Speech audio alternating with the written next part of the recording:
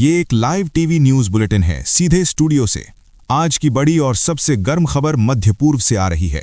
वो इलाका जिसे सुनते ही तेल, रेगिस्तान और अंतहीन युद्ध की तस्वीर आंखों के सामने घूम जाती है। लेकिन पिछले 24 घंटों में जो हुआ है उसने पिछले 2 दशकों की सारी धारणाओं को हिला दिया है।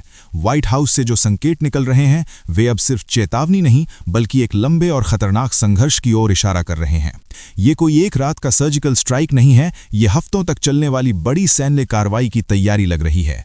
आज की पहली बड़ी ब्रेकिंग न्यूज यही है कि अमेरिका बीते कुछ हफ्तों से ईरान के खिलाफ सैन्य गतिविधियां तेज कर चुका है और अब निशाना केवल परमाणु ठिकाने नहीं बल्कि पूरे ईरानी सैन्य और सुरक्षा ढांचे को माना जा रहा है। अमेरिकी अधिकारियों के हवाले से कहा जा रहा है कि ये अभियान 48 घंटे या एक झटके में खत्म होने वाला नहीं बल्कि लगातार कई हफ्तों तक चल सकता है। इसका मतलब साफ है कि ईरान के सैन्य अड्डे, कमांड सेंटर और रणनीतिक प्रतिष्ठान सीधे खतरे में हैं।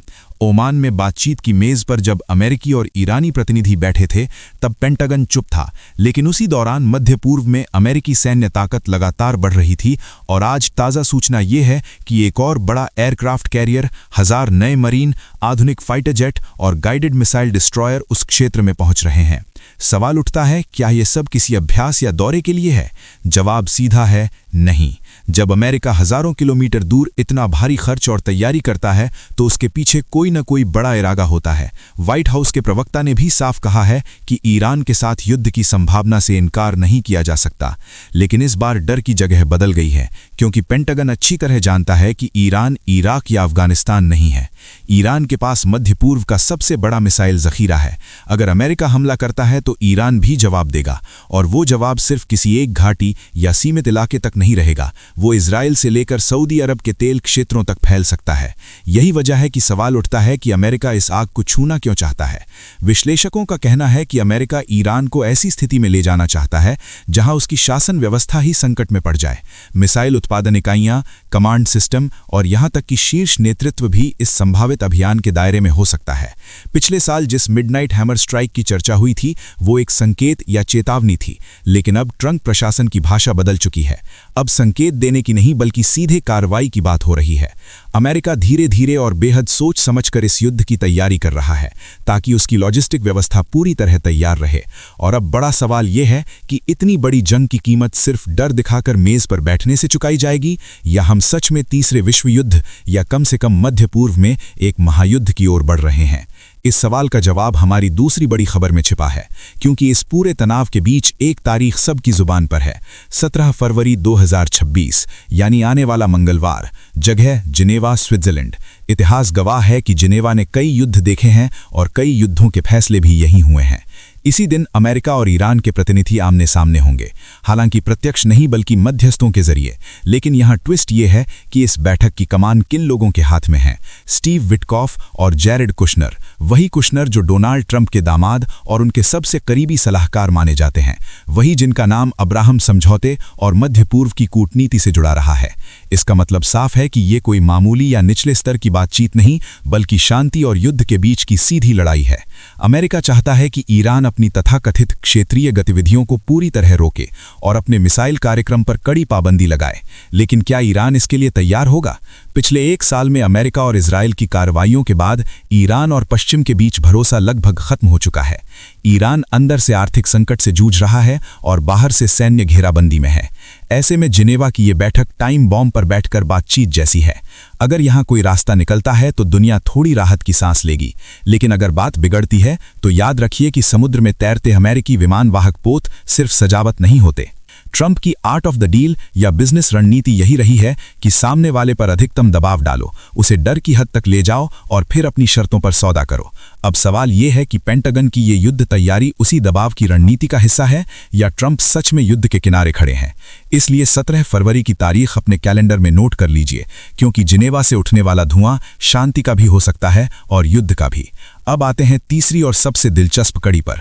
इस पूरे युद्धी माहौल में ईरान के सर्वोच्च नेता आयतुल्लाह अली खामेनेई ने अचानक 1980 के दशक के ईरान इराक युद्ध की याद दिला दी। उन्होंने कहा कि वो 8 साल का युद्ध गर्व की परीक्षा भी था और हथियार भी। उन्होंने उसे साहस, आस्था और सैन्य विकास का प्रमाण बताया और साथ ही अलगाव, तनाव और मानवीय पीड़ा का समय भी कहा। इतिहास बताता है कि जब सद्दाम हुसैन ने ईरान पर हमला किया था, तब अमेरिका, यूरोप और सोवियत संघ सभी इराक को हथियार दे रहे थे और ईरान अकेला था। क्रांति के बाद उभरा देश 8 साल तक संघर्ष करता रहा, लेकिन टूटा नहीं। तो अब 2026 में खामेनेई ने उस पुराने घाव को क्यों कुरेदा?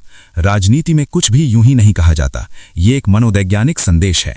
पहला ये कि वे ईरानी जनता को दिखा रहे हैं कि हमने तब भी अकेले लड़ाई लड़ी थी और अब भी लड़ सकते हैं। दूसरा ये कि वे सैन्य नवाचार की बात कर रहे हैं। 1980 में ईरान के पास कुछ नहीं था, आज उसके पास हाइपरसोनिक मिसाइल और ड्रोन्स हैं। वे अमेरिका को ये याद दिला रहे हैं कि जब हम खाली हाथ थे तब भी 8 साल टिके रहे, आज हथियारों के साथ कमजोर नहीं होंगे। वे ये भी संकेत दे रहे हैं कि अगर युद्ध हुआ तो वो 1-2 दिन का नहीं बल्कि लंबा चलेगा। अमेरिका हफ्तों की तैयारी कर रहा है तो ईरान सालों की। वे शहादत को सिर्फ रस्म नहीं बल्कि संकल्प बता रहे हैं, क्योंकि वे जानते हैं कि किसी महाशक्ति से लड़ाई सिर्फ मिसाइल से नहीं बल्कि जनता के संकल्प से लड़ी जाती है। और यहीं से उनका संदेश शुरू होता है कि हमें आसानी से हराया या मिटाया नहीं जा सकता। अब इस खेल में हाथी और घोड़े कौन हैं? रूस और चीन। जब अमेरिका युद्ध की तैयारी कर रहा है तब मॉस्को और बीजिंग चुप नहीं बैठे हैं। रूसी उप विदेश मंत्री ने कहा है कि चीन और रूस राजनीतिक माहौल बनाने की कोशिश कर रहे हैं ताकि अमेरिका और ईरान किसी समाधान तक पहुंचे। लेकिन सवाल है क्यों? क्या उन्हें ईरान से इतना लगाव है? असल में चीन को ईरान से सस्ता तेल चाहिए और उसकी बेल्ट एंड रोड परियोजना के लिए मध्य पूर्व की स्थिरता जरूरी है। अगर ईरान अमेरिका के पाले में चला गया या वहां गृह युद्ध हुआ तो चीन की अर्थव्यवस्था को झटका लगेगा। दूसरी ओर रूस के लिए ईरान एक अहम रणनीतिक साझेदार और ड्रोन सप्लायर है। इसलिए जब रूस कहता है कि वो पर्दे के पीछे काम कर रहा है तो मतलब साफ है कि वो अमेरिका को समझा रहा है कि हमला करने का नतीजा अच्छा नहीं होगा, या ईरान को ये संकेत दे रहा है कि कुछ कदम पीछे हटो लेकिन पूरी तरह झुको मत। चीन और रूस जानते हैं कि अगर मध्य पूर्व में आग लगी तो उसकी लपटें उनके दरवाजे तक पहुंचेंगी, इसलिए अब वे सक्रिय खिलाड़ी बन चुके हैं। दर्शकों, हालात अच्छे नहीं हैं। एक तरफ पेंटागन की मेज पर टॉमाहॉक मिसाइल और बंकर बस्टर रखे हैं, दूसरी तरफ कॉफी और कूटनीतिक फाइलें रखी हैं। सवाल यह है कि हम शांति के रास्ते जाएंगे या तबाही के? ईरान कहता है कि उसने 8 साल के युद्ध से सबक लिया है और अब तैयार है। अमेरिका कहता है कि सभी विकल्प खुले हैं और रूस और चीन संतुलन बनाने की कोशिश कर रहे हैं। मेरी व्यक्तिगत राय यह है कि अमेरिका ने मध्य पूर्व में जितनी सैन्य ताकत इकट्ठा की है वो सिर्फ दिखावे के लिए नहीं है। इतिहास बताता है कि युद्ध शुरू करना आसान होता है लेकिन खत्म करना मुश्किल। और अब आखिरी सवाल आपसे, क्या 17 फरवरी को जिनेवा में कोई हल निकलेगा या ये तीसरे विश्व युद्ध की शुरुआत होगी? अपनी राय नीचे कमेंट में जरूर लिखिए। हम अगली ब्रेकिंग एनालिसिस के साथ फिर मिलेंगे। तब तक देखते रहिए। धन्यवाद।